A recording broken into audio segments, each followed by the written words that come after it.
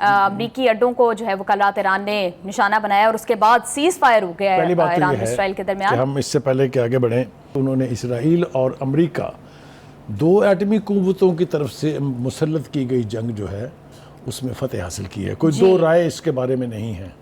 جی تفصیل سے بات اس کے اوپر بعد میں کرتے ہیں، لیکن دو باتیں طے کر لی ہیں ایران نے. ایک تو یہ کہ جنگیں بڑی تعداد میں فوجوں، طیاروں اور میزائلوں اور بموں کے ہونے سے نہیں جیتی جاتی ہیں. یہ جذبہ حب الوطنی سے جیتی جاتی ہیں، ایمان کی طاقت سے جیتی جاتی ہیں، اور یہ قومی حمیت سے جیتی جاتی ہیں. بالکل. ایک بات تو یہ ہو گئی. دوسری بات یہ کہ ہماری طرف سے یعنی ایرانی قوم نے بھی 12 روزہ جنگ کو، جس طرح ہم نے 5 روزہ جنگ کو سڑکوں کے اوپر نکل کے پارکوں میں بیرکوں میں بیٹھ کے چھتوں پر بیٹھ کے دیکھا تھا، اسی طرح سے ایرانی قوم نے بھی انتہائی جرأت کا مظاہرہ کرتے ہوئے سڑکوں پر باہر نکل کے جبکہ میزائل برس رہے ہوتے تھے اور چھتوں کے اوپر بیٹھ کے اس جنگ کو لڑا ہے. یہی ہوتی ہیں وہ قومیں جنہوں نے غیرت اور حمیت کے ساتھ زندہ رہنا ہوتا ہے. جی اب آ جائیے جناب آپ کے سوال کی طرف. دیکھیے پہلی بات تو یہ ہے کہ امریکہ اور اسرائیل جنگ شروع کرنے کے مقاصد میں سے امریکہ کوئی مقصد حاصل نہیں کر سکا، نہ اسرائیل کوئی مقصد حاصل کر سکا ہے. اور ان کے جتنے بھی رجیم چینج یعنی رجیم چینج کے حوالے سے جو خواب تھے وہ چکنا چور ہو گئے ہیں. اور جو سب سے بڑی بات ہوئی ہے وہ یہ ہے کہ جو اسرائیل کے بارے میں ایک متھ تھی کہ یہ انفالبل ہے، یہ آئرن ڈوم جو ہے بس وہ اس کو ہمیشہ دنیا کی ہر قوت سے بچائے رکھے گا، یہ متھ بھی اور یہ تکبر بھی زمیں بوس ہو گیا ہے. یہ میرے خیال سے یہ سب کچھ کرنے کے لیے ایرانی قوم ہونا بہت ضروری تھا، اس لیے کہ اس خطے میں جتنے لوگ اور جتنی قومیں اور بستی ہیں اس کا ماتم ہم آگے چل کے بھی کریں گے. لیکن یہ کہ ان میں سے کسی کو یہ توفیق نہیں ہوئی کہ ان قوتوں کو چیلنج کیا جا سکے. اب آ جائیے جناب، یہ کون لوگ ہیں؟ 19 ممالک میں تو امریکہ کے فوجی اڈے ہیں. اب آپ ذرا تصور کیجئے کہ ایران کے ارد گرد جتنی بھی مڈل ایسٹ کے اندر، مشرق وسطیٰ میں جتنی بھی ریاستیں ہیں، وہ کیا میں کہوں اعلی کار ہیں امریکہ کے، یا میں کیا کہوں کہ ان کے طفیلی ہیں، یا میں کیا کہوں کہ ان کی حکومتیں قائم ہیں صرف اس لیے کہ امریکہ کی نوڈ ان کو چاہیے. اگر امریکہ کسی وجہ سے ناراض ہو گیا تو ان کی حکومتیں ختم ہو جائیں گی. کیا اس طرح جیا جاتا ہے؟ اتنے وسائل ہونے کے باوجود، اتنی بڑی بڑی یعنی تعداد عوام کی ہونے کے باوجود آپ محتاج ہیں امریکہ کی مرضی کے. اس کو میں کن لفظوں میں اس کو یاد کہوں. لیکن ٹرمپ نے اور نیتن یاہو نے بالآخر درخواست کی ایران سے امیر آف قطر کے ذریعے کہ وہ جنگ بندی پہ رضا ہو جائے. یہ سب کے سامنے ہے، کوئی ڈھکی چھپی بات نہیں ہے. اس کی مزید حقیقتیں سامنے آئیں گی، بہت ساری باتیں ابھی اور سامنے آئیں گی، لیکن یہ فیکٹ ہے کہ سب سے پہلے ٹرمپ نے نیتن یاہو سے کہا، یا الٹ کہہ لیں اس کو کہ نیتن یاہو نے ٹرمپ سے کہا کہ جنگ بند کرائیں جی، بہت ہو گئی ہے. اس کے بعد پریزیڈنٹ نے قطر کے امیر سے کہا کہ ایران کو راضی کریں. اور ایران کو راضی کیا گیا. قطر کا امیر جو ہے یہ دعوے کے ساتھ کہہ رہا ہے. تو مجھے بتا دیں یہ 2+2 4 کرنے میں کتنی دیر لگے گی کہ جنگ کون جیتا اور کون ہارا؟ 2 ایٹمی قوتیں ایک غیر ایٹمی قوت کے خلاف پرسرے پیکار ہیں، اور نتیجہ جو ہے وہ ہم سب کے سامنے ہے. جی بخیر صاحب، وہ کون سے محرکات تھے، وہی بات آپ کے والی، کہ جنہوں نے مجبور کیا ہے ان کو سیز فائر کے لیے؟ کیونکہ ہم دیکھ رہے تھے کہ امریکہ اور اسرائیل کی جانب سے یہ دعویٰ کیا جا رہا تھا کہ وہ جنگ جیت رہے ہیں، لیکن کیا ایران کا جو ریاکشن تھا وہ اتنا ان ایکسپیکٹڈ تھا کہ ان کو سیز فائر کرنا پڑا ہے؟ دیکھیے 2-3 باتیں اس حوالے سے بہت ضروری ہیں. پہلی بات تو یہ کہ ایمان کی قوت بہت سخت تھی.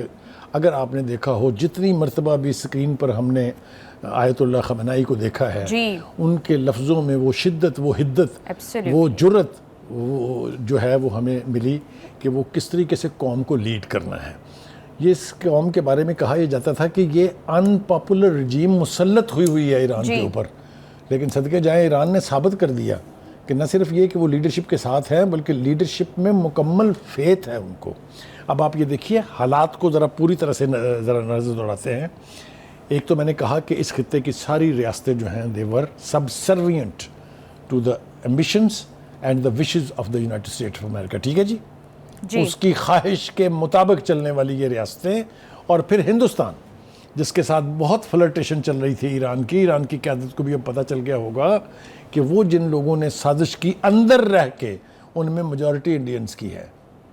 یہ بات اب بالکل واضح ہو گئی ہے کہ موساد کے ایجنٹ کے طور پر جہاں چند ایرانیوں نے بھی کام کیا ہے، یقیناً کیا ہے، وہ لوگ جو اس رجیم کے مخالف ہیں، وہ لوگ جو پرو شاہ ہیں سابقہ، لیکن جو انڈینز وہاں موجود تھے، جو کوئی چاہ بہار کو ڈیولپ کرنے کے بہانے سے آیا ہوا تھا، کوئی 4,500 کلومیٹر سڑک بنا رہے تھے، ان سب نے موساد کے ایجنٹ کے طور پہ باقاعدہ سازش بھی کی، جاسوسی بھی کی، اور اندر سے نقصان پہنچانے کی کوئی کوشش جو ہے وہ نہیں چھوڑی ہے۔ اس کے باوجود بھی اسرائیل جو ہے وہ اپنی شکست کے زخم جو ہے وہ چاٹتا دکھائی دے رہا ہے آپ کو۔ جو ایک اور یونیک بات ہے اس پوری جنگ کی کہ خود انحصاری کی جو مثال پیدا کی ہے جو ایران نے، کمال ہے۔ آپ نے دیکھا کہ وہ اسلحے کے لیے ترس رہے ہوں کہیں سے؟ آپ نے دیکھا کوئی جہازوں پہ اسلحے آ رہے ہوں وہاں پر؟ کتنی بڑی دو قوتوں کو ریزسٹ کر رہا ہے ایران، اور تمام تر اسلحہ ان کا خود اپنا بنایا ہوا ہے، پورے میزائل سسٹمز ان کے ہیں، پوری ڈرونز کی پوری ایک کیٹیگری جو ہے وہ ان کی اپنی ہے۔ میں تو ڈرون فیکٹری میں ہو کے آیا ہوں ایران کی۔ کہنے کا مطلب یہ ہے کہ انہوں نے ایک یہ مثال بھی قائم کی ہے کہ دوسروں کے ہاتھوں کی طرف محتاجوں کی طرح سے دیکھنے کی بجائے اپنے وسائل پر آپ اگر انحصار کریں تو پھر آپ ایک بہت بڑی قوت جو ہے وہ بن سکتے ہیں۔ جی وقار صاحب، کل رات والا حملہ کتنی بڑی وجہ تھا کہ امریکہ کو جو ہے وہ سیز فائر کرنا پڑا؟ دیکھیے، جب امریکہ نے یعنی جو فردو کا یعنی ایٹمی تنصیب تھی، اور اس کے ساتھ دوسرے جو اصفہان میں تھی اور جو نتنز میں تھی، وہ ان پر حملہ کیا، تو اعلان کیا گیا تھا ایرانی قیادت کی طرف سے کہ ہم بدلہ لیں گے، جی وی ول ریٹیلیٹ جسٹ ویٹ۔ بالکل اسی طرح مجھے وہ ساری چیزیں میرے کان میں ایکو کرتی ہیں، جس طرح ہم نے ہندوستان سے کہا تھا کہ okay you have started it, we will finish it, اور ہم نے پھر ان سے کہا we are coming, they attacked in the dark of the night, ہم نے اٹیک کیا دن کی روشنی میں۔ بالکل، تو اسی طرح کی آوازیں وہاں سے جو ہے وہ بھی ملی ہیں۔ دوسری بات یہ ہے کہ خود انحصاری ایک بہت بڑی قوت ہے ان اٹ سیلف۔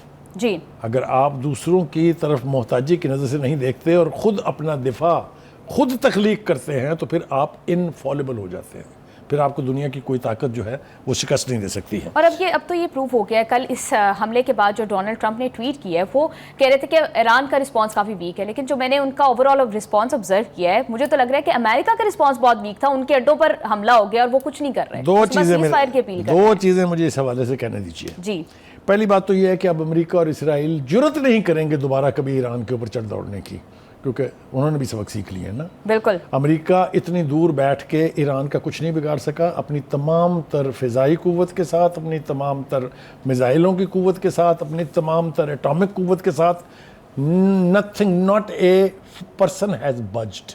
ایک دوسرا یہ کہ اسرائیل جو سمجھتا تھا کہ اس خطے میں میں بادشاہ ہوں، بالکل، مجھے کوئی چیلنج نہیں کر سکتا، میں انڈسپینسیبل ہوں، میں انفالبل ہوں، وہ سب کی ایسی تیسی ہو گئی ہے پورے کے پورے اس نظام کی۔ جی، دوسری بات یہ ہے کہ جو ایک اور امپورٹنٹ بات ہے، یہ ایک بہت بڑا لیسن ہے باقی کی اس خطے کی ریاستوں کے لیے کہ خدا کے لیے اپنی ایمان کی قوت پر، اپنے وسائل پر انحصار کریں۔ وہ تو مالا مال ہیں وسائل سے، بالکل، ان کے تو تیل کے ذخائر ہی کافی ہیں ان کو دنیا کی قوت بننے کے لیے، ان کو کس بات سے ڈرنے کی ضرورت ہے؟ تو میں یہ سمجھتا ہوں کہ اگر ان میں کوئی جان باقی ہے تو وہ ایران کی مثال کو دیکھ کے خود اپنے پاؤں پہ کھڑا ہونے کی جسارت، اگر سارے نہیں تو ان میں سے چند ضرور کریں گے۔ یہ میری بات لکھ لیں آپ، کیونکہ یہ اتنی بڑی مثال ہے دنیا بھر کی جنگوں کی ہسٹری میں کہ ایک ملک جو خود ایٹامک نہیں ہے، اس نے 2 ایٹامک پاورز کے ساتھ جو پھڈا لیا، پنگا لیا، جو بھی کہیں، اور اس کے بعد ان کو بھاگنے، پاؤں پر گرانے کے لیے مجبور کر دیا۔ ایک تو یہ ہو گیا۔ دوسری بات یہ ہے کہ جو جس ڈرامائی انداز میں جنگ بندی ہوئی ہے، اس کا اگر ہم تھوڑا سا احاطہ نہ کریں تو بڑی زیادتی ہوگی۔ آپ کا سوال بھی تھا اسی سمت میں۔ دیکھیے، رات کو تو ٹرمپ صاحب بھی سونے گئے تھے دھمکیاں دے کے، رات کو نیتن یاہو بھی دھمکیاں دے کے گیا تھا۔ پھر ہوا کیا بھائی؟ 13 میزائل 14 لانچ کیے نا انہوں نے صرف ایک امریکی اڈے کے اوپر۔ آپ دعوے دار ہیں کہ 13 جو ہیں آپ نے ہوا میں یعنی تباہ کر دیے، ایک کو آپ نے جانے دیا کیونکہ اس کی ڈائریکشن غیر محفوظ نہیں تھی، مطلب ہے، اور وہ شکریہ ادا کر رہے ہیں کہ بڑی مہربانی آپ نے ہمیں بتا کے کیا ہے۔ اچھا جی، پھر کیا ہوا؟ جی، یعنی یہ سب سے زیادہ کی پوائنٹ اس میں یہ ہے کہ اس کے باوجود کہ کوئی نقصان نہیں ہوا تو پھر یہ اچانک سیز فائر کا آئیڈیا حضرت صاحب کو کہاں سے آیا ہے؟ بالکل 2-3 چیزیں اس حوالے سے کہنا بہت ضروری ہے. ایک بات تو یہ ہے کہ خود امریکہ کی طرف سے یہ کہا گیا تھا کہ امریکہ پر سائبر حملے کا خطرہ ہے. سائبر کا ایک تماشا تو ہم پاک بھارت جنگ میں دیکھ چکے ہیں. میں اس لیے بار بار کہتا ہوں کہ بہت ساری سملیرٹیز ہیں جی بالکل پاکستان بھارت کی جنگ میں اور اسرائیل اور ایران کی جنگ میں. ایک تو یہ بہت بڑا خطرہ تھا. دوسرا یہ کہ آپ کو یاد ہوگا کہ ایرانین فارن منسٹر رشیا میں تھے. رشیا کے پوتن کی طرف سے جو بیان دیا گیا اس کے اندر چھپے ہوئے بہت سارے اشارے ہیں. انہوں نے یہ نہیں کہا ہم رجیم کا ساتھ دیں گے, انہوں نے یہ نہیں کہا ہم امریکہ کے ساتھ لڑائی کریں گے, انہوں نے کہا ہم ایرانی عوام کے ساتھ کھڑے ہیں. جب بم برس رہے ہوں, میزائل برس رہے ہوں, اٹیک ہو رہے ہوں, تو پھر آپ کیسے ساتھ دیتے ہیں کسی قوم کا؟ تو ایک تو اس میں بھی بہت چھپے ہوئے اشارے تھے. چین کی فوجیں کبھی جا کے کہیں نہیں لڑتی ہیں, یہ پوری تاریخ ہے.